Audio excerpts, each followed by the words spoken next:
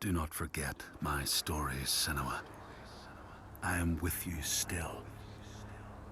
Out of hell you have come, and now find yourself in Midgard, the world of men. Do not think it any less dangerous for that. Your path has taken you far from home, across the boundless sea, and you must go on to the heart of this place, to the heart of man. You have seen how the Northmen journey out to conquer, and this is one of their lands, as icy dark as Niflheim, yet as fiery as Muspel. It has not long been claimed, and they try still to tame it.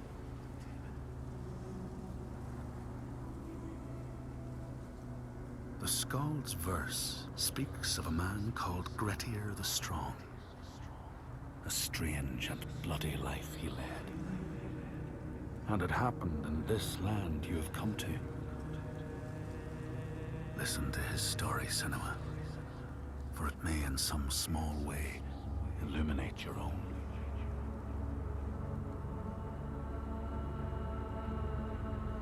The Skalds say that in Grettir's time, a nearby farm was plagued by hauntings.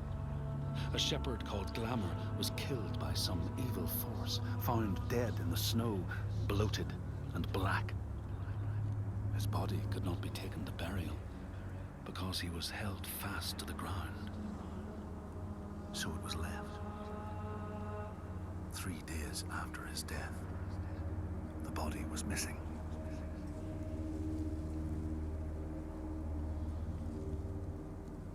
The Skalds tell how the revenant Glamour roamed the settlements, terrifying all those who lived there. Each one he killed, in turn, rose to walk beside him. Thus, evil begets evil.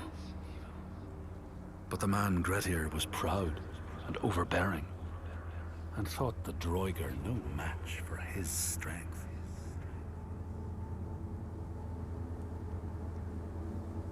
The Skalds say that Grettir fought and killed the Droiger Glamour, but not before Glamour had cursed him. His strength would be turned against him, his deeds bring death and exile, and he would be always before Grettir's eyes, making him afraid to be alone. He saw all sorts of phantoms wherever he looked, and thus people who see things that aren't there are said to have Glamour's eyes.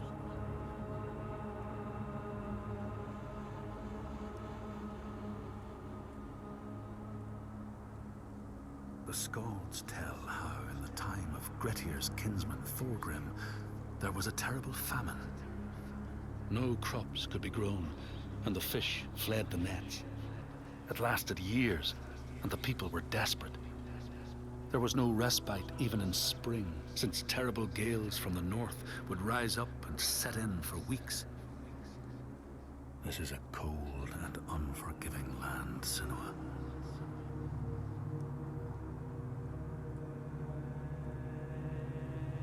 In the time of famine, at the place known as Rifskar, Thorgrim found a huge finback whale, beached and dead. His neighbor, Thorfinn, had already found it and was in the process of flensing it. But Thorgrim claimed it as his own. Thorfinn said he would not give it up without a fight.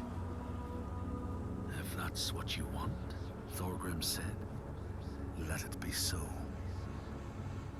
And he launched a blow at Thorfinn, cutting off his head in one strike.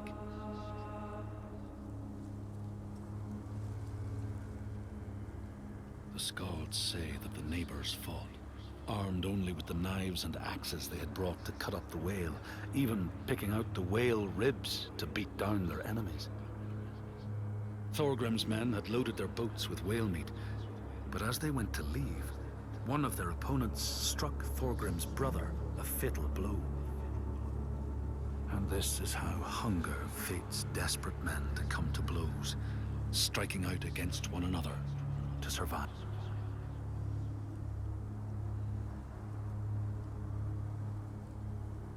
skalds speak of the time Grettir, traveling with some others, ran into rough weather and docked their boat on an island. They had not brought fire with them, and the merchants complained bitterly. Seeing a great fire blazing on the other side of the strait, Grettir said he would swim over to fetch it. He took off his clothes and struck out across the water, wearing nothing but a cloak.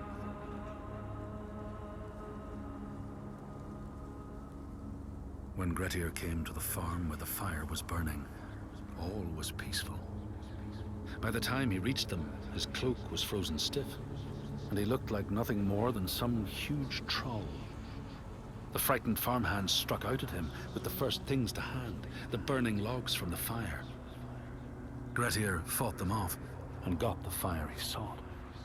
But the sparks from the logs spread fire all over the house, and nobody survived the blaze.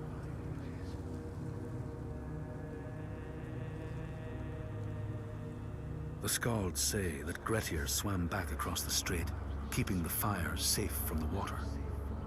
His friends applauded Grettir's bravery, but when word spread about the massacre at the farm, people took against Grettir. Nobody wanted anything to do with him, and when the news reached the Althing in the summer, Grettir was pronounced an outlaw. All doors would hence be shut to him.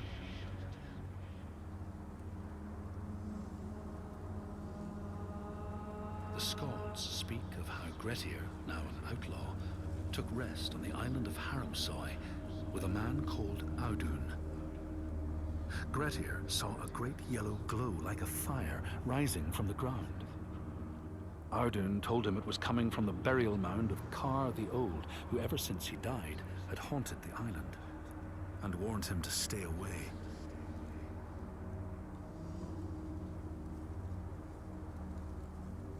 The skalds say Grettir wanted the sword that was buried in Kar's howe, and would not be deterred from seeking it. He broke the mound open and started digging until he reached the timber props. By this time it was night. Audun warned him again not to continue, but Grettir threw down a rope and went inside the mound. No light penetrated it, and it reeked of death. But he persisted in exploring.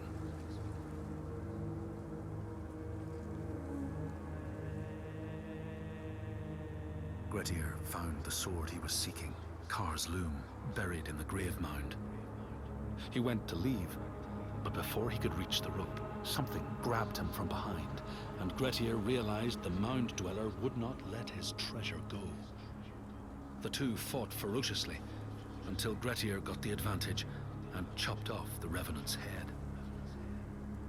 But Kar's loom would prove his undoing, fated to be the sword that killed him.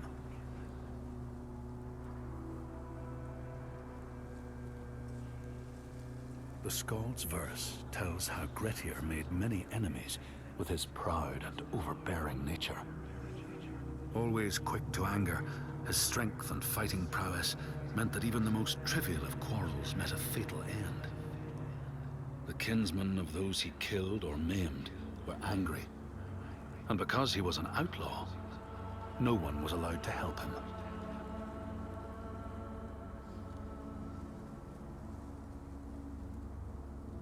The outlaw Grettir fled to the island of Drangi. His enemies knew he was there, but he was still so strong and fierce, nobody could shift him. Thorbjorn, first among his foe, sent his foster mother to see Grettir. She was a Seithkona, and very wily. She enchanted a tree branch and sent it to wash up on Drangi. Grettir tried to cut it up for firewood, but his axe flew back and struck him in the leg. The wound blackened and festered, and Grettir feared his time was close.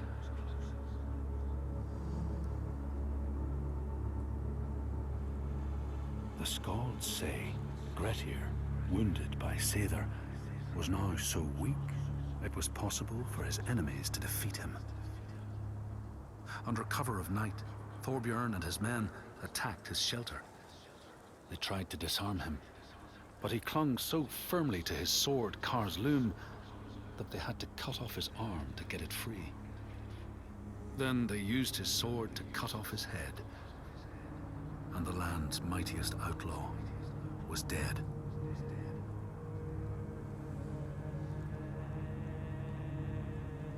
As the Droigar glamour had predicted, all Grettir's brave and fine deeds brought him misery. So fate makes prisoners of us all. But it was Grettir's nature that made him fight the Droigar, and Grettir's nature that led to blood feud and exile. So what is truly our prison, Senua? Is our path ordained, and we powerless to change it? Or do we blame uncertain powers for what we ourselves ordain?